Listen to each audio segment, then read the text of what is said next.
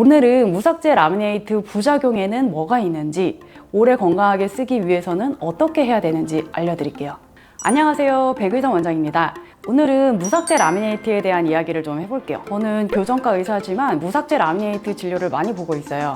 무삭제 라미네이트는 앞니가 가지런해야 조금의 삭제도 없이 할 수 있기 때문에 짧게 몇 달간이라도 앞니 부분 교정을 먼저 해야 하는 경우가 많아서 그렇습니다. 교정은 치료가 잘 마무리되는 것도 중요하지만 다시 재발되지 않도록 하는 게 더 중요하죠. 무삭제 라미네이트도 마찬가지예요. 당장 예뻐지는 것도 중요하겠지만 치아와 무삭제 라미네이트를 오래 건강하게 쓰는 것도 중요하죠. 실제로 무삭제 라미네이트를 원해서 오신 환자분들이 가장 궁금해하시는 것 중 하나가 무삭제 라미네이트 수명이 얼마나 되나요? 이기도 합니다. 이를 위해서는 치료가 먼저 꼼꼼하게 잘 되는 게 1번이고 이 부분은 사실 원장님의 역할이고요.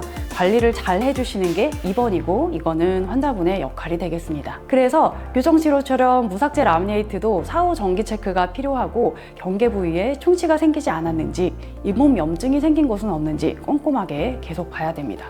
오늘은 무삭제 라미네이트 부작용에는 뭐가 있는지, 오래 건강하게 쓰기 위해서는 어떻게 해야 되는지 알려드릴게요. 무삭제가 아닌 일반 삭제하는 라미네이트의 부작용 3가지는 라미네이트가 깨지거나 떨어지는 것, 그 다음에 경계 부위에 충치가 생기는 것, 3번째는 잇몸 염증 정도입니다. 무삭제 라미네이트도 마찬가지로 부작용의 종류 자체는 비슷해요.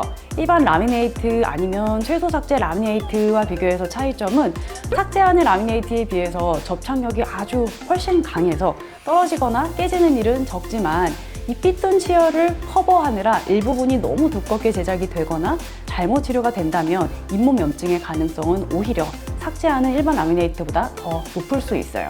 탈락이 적은 이유부터 설명드리자면 무삭제 라미네이트는 치아에 가장 단단하고 강한 에나멜층을 보존한 채 접착이 되고 에나멜층의 접착력은 이 치아 내면에 깎아낸 상하지층보다 원래 훨씬 더 강력합니다. 또한 일반 라미네이트가 떨어져 버리는 이유는 아래 앞니와의 그 교합 간서 때문인 경우가 많은데 무삭제 라미네이트는 삭제를 전혀 하지 않아서 원래의 앞니 교합을 그대로 가져가기 때문에 깨짐이나 떨어짐이 적습니다. 물론 이건 앞니 교합이 아주 좋을 때 얘기고요. 위아래 앞니끼리 먼저 닿는 부분이 있다면 교정으로 어느 정도 해결을 해주고 무삭제 라미네이트를 하셔야 부작용 없이 오래 건강하게 쓸 수 있겠죠. 이 부분에서도 교정 원장님의 역할이 중요하겠습니다. 다음 부작용인 충치에 대해서 알아볼게요. 라미네이트와 원래 치아가 접하는 부분, 즉 경계 부위에 충치가 생길 수 있습니다. 이걸 2차 충치라고 하는데요. 이 부분은 일반 라미네이트에 비해서 무삭제가 유리한 점도 있고 또 불리한 점도 있어요. 먼저 유리한 점은 치아에 가장 단단하고 충치 저항성이 높은 에나멜층을 삭제 없이 보존했기 때문에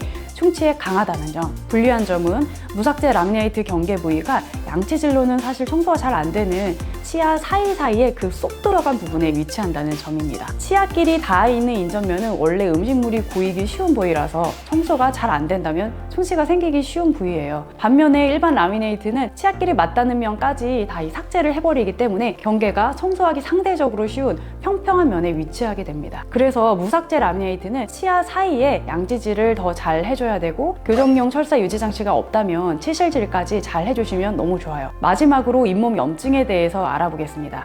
무삭제 라미네이트는 아무리 얇게 붙여놔도 원래 치아보다는 미세하게나마 조금 두꺼워지기 마련인데 반면 삭제하는 라미네이트는 튀어나올 만한 부분은 그냥 다 갈아서 높이를 맞추면 되니까 두껍지 않게 제작이 가능해요. 무삭제 라미네이트에서 문제가 될 만한 부분은 잇몸과 라미네이트가 닿아 있는 부분, 즉 잇몸 경계예요. 이 부분에서 만약에 턱이 지는 부분이 있으면 양치질이 잘 안 되고 세균이 쌓이기 쉬워서 잇몸 염증이 잘 생겨요. 잇몸 염증을 예방하려면 첫 번째로는 기공소에서 턱이 진 부분 없이 아주 얇고 정밀하게 제작이 돼야 되고 두 번째로는 원장님이 뜨는 곳 없이 또 세심하게 잘 붙여드려야 됩니다. 무삭제 라미네이트 후에 충치가 생기거나 잇몸 염증이 생겼다면 어떻게 해야 되는지 궁금하실 텐데 만약 충치가 생겼다면 라미네이트를 뜯어내고 충치 치료를 해야겠죠. 무삭제 라미네이트는 어떤 재료로 만들어내냐에 따라서 조금씩 다르기는 한데 이게 일반적으로는 너무 단단해서 제거가 힘든 경우도 많습니다. 제거 시간이 오래 걸리고 환자분도 의사도 고생스럽다 뿐이지 제거가 가능은 합니다. 다만 라미네이트의 두께가 어느 정도인지 원래 치아 모양이 어땠는지는 처음에 라미네이트를 붙여주셨던 원장님이 제일 잘 아시겠죠. 그래서 제거할 때도 처음 붙여주셨던 원장님께 해야 치아까지 잘못 건드려 갈아내는 일이 없습니다.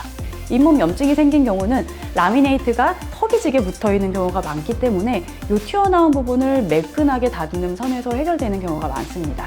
애초에 제작 단계부터 기공소와 원장님의 실력이 중요한 부분이 되겠죠. 자, 마지막으로 무삭제 라미네이트를 건강하게 오래 쓰기 위해서 환자분 스스로 지켜주셔야 할 것 3가지를 알려드리겠습니다. 첫 번째, 앞니로 딱딱한 것을 먹지 않는다. 사실 이거는 무삭제 라미네이트 뿐만 아니라 교정 환자분들께도 저희가 항상 당부드리는 부분이죠. 두 번째는 치실 사용.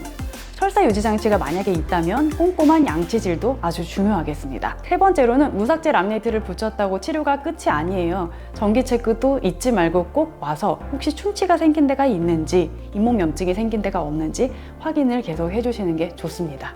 오늘은 교정 얘기가 아니라 이 무삭제 라미네이트에 대한 얘기를 해드렸는데요. 다음번에서는 연세바로직과 압구정점에서 하고 있는 무삭제 라미네이트 전 사전 피팅에 대한 얘기를 해볼게요. 시청해주셔서 감사합니다.